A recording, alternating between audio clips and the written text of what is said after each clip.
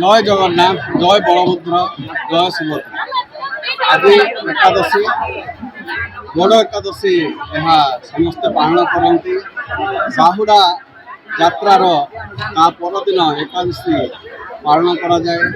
ସମସ୍ତ ଭକ୍ତ ଏଠାରେ ଉପବାସ ରହନ୍ତି। ବିନା ଆଉ କିଛି ଭକ୍ତ ଅଛନ୍ତି ସେମାନେ ନିର୍ଜଳା ଉପବାସ ମଧ୍ୟ କରନ୍ତି।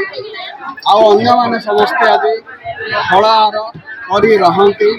ପୁର ଉପବାସ ରହି ଜଗନ୍ନାଥଙ୍କ କୃପା ଲାଭ କରିବା ପାଇଁ ଏହା ସମସ୍ତଙ୍କ ପାଇଁ ସୁଯୋଗ ବୋଲି ଭାବନ୍ତି। ସମସ୍ତେ ଆଗ୍ରହ ରଖନ୍ତି ଯେ ଏହି ଏକାଦଶୀ ଆମେ ପାଳନ କରିବା, ପ୍ରଭୁଙ୍କର ଦର୍ଶନ କରିବା। ସେ ଆମର ଗହଣରେ ପହଞ୍ଚିଛନ୍ତି।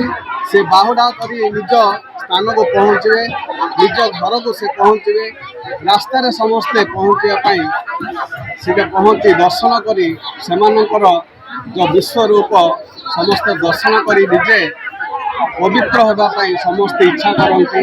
ଏହି ଯାତ୍ରା ଜାଣି ବହୁତ ଆନନ୍ଦଦାୟକ ଅଟେ। ଜୟ ଜଗନ୍ନାଥ, ଜୟ ଜଗନ୍ନାଥ ସ୍ୱାମୀ, ଜୟ ଜଗନ୍ନାଥ, ଜୟ ବଳଦେବ, ଜୟ ସୁଭଦ୍ରା, ଜୟ ବଳଦେବ, ଜୟ ସୁଭଦ୍ରା। ଜଗନ୍ନାଥ ସ୍ୱାମୀ ନୟନ ପଥଗାମୀ, ନୟନ ପଥଗାମୀ ଭବ ତୁମେ।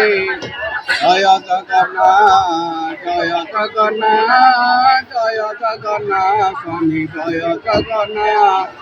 ଦିନରେ ସୁନାବେଶ ମଧ୍ୟ ହେବ। ଏହା ମଧ୍ୟ ସନ୍ଧ୍ୟା ସମୟରେ କରାଯିବ। ଏହି ସୁନାବେଶ ଦେଖିବା ପାଇଁ ହଜାର ହଜାର ଭକ୍ତ ସମାଗମ ଦେଖି ହୁଅନ୍ତି। ଆଉ ତିନି ରଥରେ ସୁନାବେଶ ଦେଖିବା ପାଇଁ ବାହାରୁ ବିଭିନ୍ନ ଗାଁରୁ ମଧ୍ୟ ଲୋକ ଆସି ପହଞ୍ଚନ୍ତି। ଏଠାରେ ବ୍ୟବସ୍ଥା ସବୁ ଆମେ ସମସ୍ତେ ମିଶି ଠିକ୍ ଭାବରେ କରିବା ଉଚିତ ଅଛି। ଆମେ ଏହି ପରିବେଶକୁ ରକ୍ଷା କରିବାର ଅଛି।